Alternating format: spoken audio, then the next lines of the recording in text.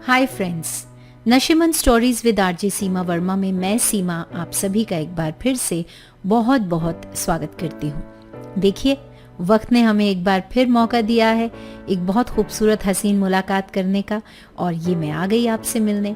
साथियों, आज जो कहानी मैं आप तक पहुँचाने जा रही हूँ, उस कहानी को पहुँचाने से पहले मैं आप सभी से गुजारिश करना चाहूँगी कि यदि आपको नशीमन स्टोरीज पसंद आती हैं तो आप अपने नियर एंड डियर वंस को फॉरवर्ड कीजिए ना।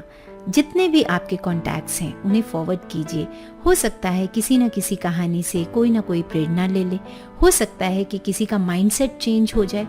बहुत संभावनाएं होती हैं और ज़िंदगी जो है वो तो है ही संभावनाओं का खेल। तो फिर कोशिश कीजिएगा मैक्सिमम इन कहानियों को आगे तक पहुंचाने की।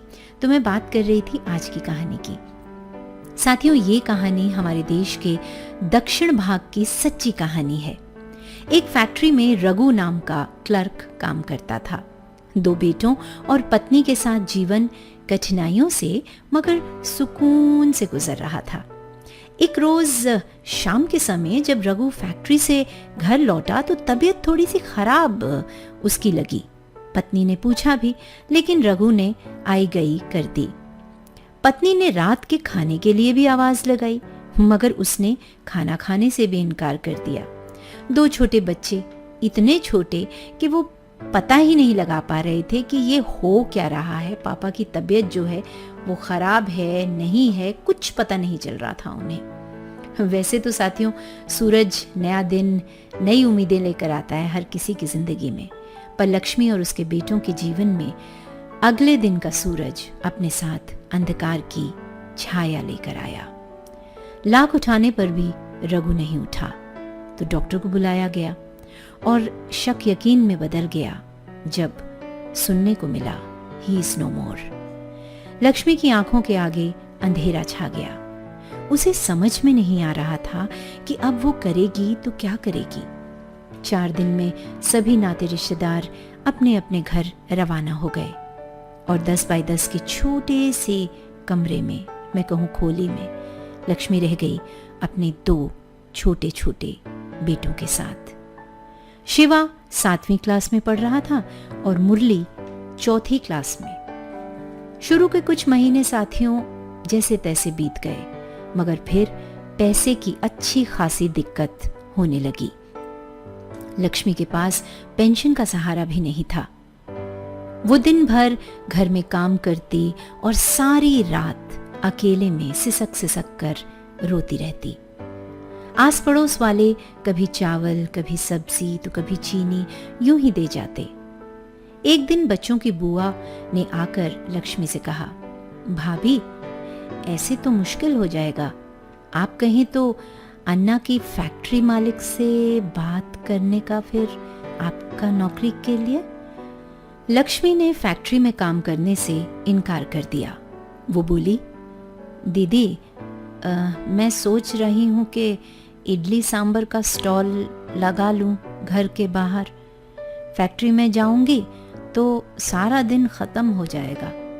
यहाँ बच्चा लोग को भी देखने को मांगता, फिर मैं कैसे करूँगी।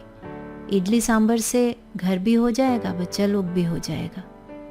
ठीक है भाभी, जैसे आपकी इच्छा।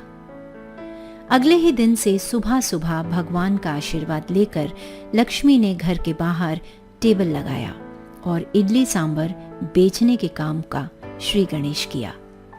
देखते ही देखते साथियों, लक्ष्मी को इस काम से आमदनी होने लगी। घर का खर्च निकलने लगा और अब जिंदगी धीरे धीरे पटरी पर आने लगी। बड़े बेटे शिवा ने 10वीं के बाद पढ़ाई छोड़ने का फैसला किया और माँ का हाथ बटाना शुरू किया। लक्ष्मी के हाथ के बनाए सांबर, इडली, वड़ा सबको पसंद आने लगे और उसकी चर्चा भी होने लगी। अब छोटा बेटा, जी हाँ मैं मुरली की बात कर रही हूँ, वो दिन भी आया जब छोटा बेटा मुरली 12वीं की परीक्षा देने गया, और फिर वो दिन भी आया जब उसका रिजल्ट आया। सब हैरान हो गए।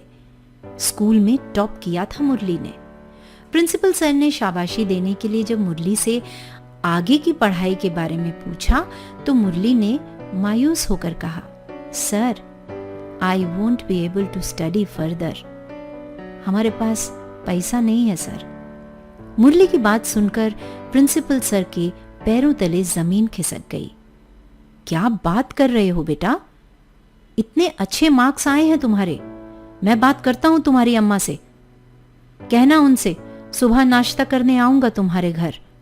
अगली सुबह प्रिंसिपल सर मुरली के घर पहुंचे और नाश्ता करने के बाद लक्ष्मी से बोले, बहन, मुरली ने तो कमाल कर दिया। बहुत अच्छा है पढ़ाई में तुम्हारा बेटा। इसे कॉलेज जरूर भेजना। नहीं भैया, हम किधर को इधर भेजेगा कॉलेज, पैसा नहीं है हमारे पास। अब मुरली मेरा मदद करेगा, बड़ा भाई को भी रेस्ट देगा। अरे बहन, ऐसा ना कहें, बच्चा बहुत होशियार है आपका। अच्छा, एक काम करते हैं, हाँ, मेरी बात मानना प्लीज। आप सिर्फ भेजो, मैं पैसे देगा। हाँ, बच्ची के लिए मैं पैसे देगा, पढ़ाई के लिए। अभी मुरली को एंट्रेंस एग्जाम भी देना है। अभी तो बहुत कुछ करना है। बच्चा बहुत आपका तेज है, ऐसे मत करो। मुरली की माँ यकायक बोल पड़ी, अरे भैया, मैं पैसा आपको लौटा नहीं पाऊंगा। हम वापस तो बिल्कुल नहीं कर सकता। अरे नहीं चाहिए आपका पैसा बहन। मेरी आंखें इस बच्चे को यूं खराब होते नहीं देख पाएंगी। बहुत टैलेंटेड है आपका बच्चा। मैं पैसा दूंगा, आप सिर्फ भेजो। आगे जो आप सब सोच रहे हैं ना साथियों, वही हुआ। प्रिंसिपल सर की गाइडेंस पाकर मुरली को जीवन में एक दिशा मिली। जानते हैं, मुरली ने आगे चलकर IIT से पास आउट किया। और जैसे मैंने आपको कहा कि ये सच्ची घटना है। मुरली ने IIT से पास आउट किया और कहने की जरूरत नहीं है साथियों कि फिर उसके बाद क्या हुआ। जॉब ऑफर्स की भीड़ लग गई। बड़ी बड़ी कंपनीज और विदेशी कंपनियों से जॉब ऑफर्स आने लगे। मगर मुरली ने चेन्नई की एक बड़ी कंपनी में ही नौकरी लेने का फैसला किया। आप भी वही सवाल पूछना चाहते हैं ना जो मुरली के सभी दोस्त उससे बार बार पूछ रहे थे कि इतने बड़े बड़े ऑफर्स को ठुकरा क्यों रहा है वो? विदेश सेटल होने के मौके को आखिरकार हाथ से क्यों जाने दे रहा है वो? इन सभी सवालों का मुरली ने क्या जवाब दिया, सुनना चाहेंगे? वो कहता है कि मेरे घर में एक सूती साड़ी में जो औरत 24 घंटे काम करती है ना, वो मेरे लिए भगवान है, माँ है मेरी। मैंने अपने भगवान को बचपन से संघर्ष करते देखा है।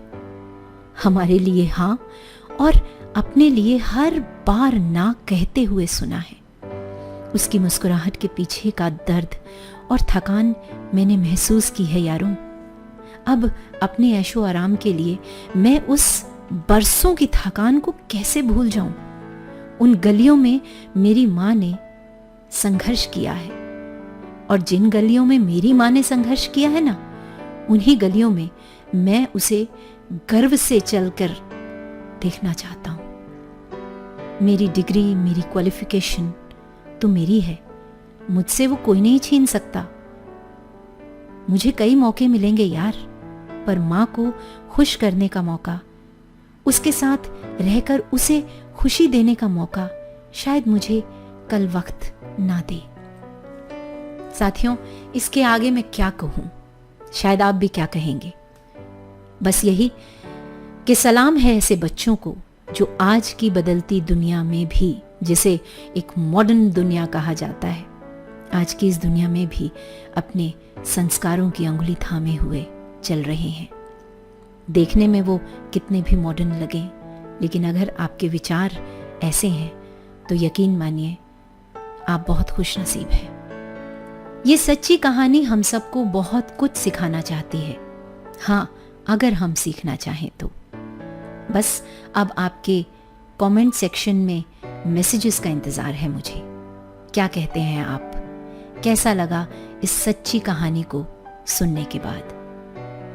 मनोज मुंतशिर साहब अपनी कुछ पंक्तियों में लिखते हैं कि बहुत मसरूफ हो तुम, समझता हूं मैं, बहुत मसरूफ हो तुम, समझता हूं मैं, घर, दफ्तर, कारोबार और थोड़ी फुर्सत मिली तो दोस्त यार। जिंदगी पहियों पर भागती है, ठहर के ये सोचना मुश्किल है कि माँ आज भी तुम्हारे इंतजार में जागती है। सुनो, आज 2 घड़ी बैठो उसके साथ, छेड़ो कोई पुराना किस्सा, पूछो कैसे हुई थी पापा से पहली मुलाकात, दोहराओ उसके गुजरे जमाने, बजाओ मोहम्मद रफी के गाने। जो करना है आज करो, कल सूरज सर पर पिघलेगा तो याद करोगे कि माँ से घना कोई दरख्त नहीं था। इस पछतावे के साथ कैसे जी पाओगे कि वो तुमसे बात करना चाहती थी और तुम्हारे पास वक्त नहीं था। इससे आगे बस इतना ही कहना है कि खुश रहिए, मुस्कुराते रहिए, प्यार बांटते रहिए। सीमा वर्मा को इजाजत, फिर मिलती हूं आपसे। नमस्कार।